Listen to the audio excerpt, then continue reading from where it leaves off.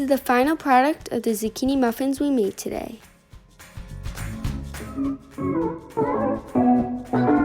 Preheat the oven to 350 degrees Fahrenheit.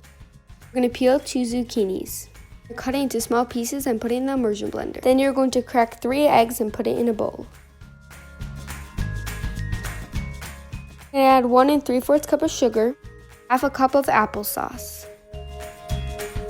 You're going to add 2 teaspoons of vanilla,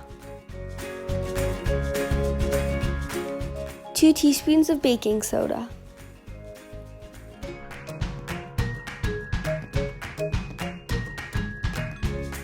and add 2 cups of gluten-free flour and 2 teaspoons of cinnamon. Add 1/4 teaspoon of baking powder. Add 1 teaspoon of salt. I'm adding half a cup of Crisco oil. Mix. We're going to add 1/3 of our grated zucchini and then mix. Then we're going to add the next third and then mix again. We are adding the last third of our zucchini. We're going to mix for the final time. Now we're going to pour it into cupcake holders. It makes around 32 muffins. We'll put it in the oven for 45 minutes. And they are done. They smell amazing.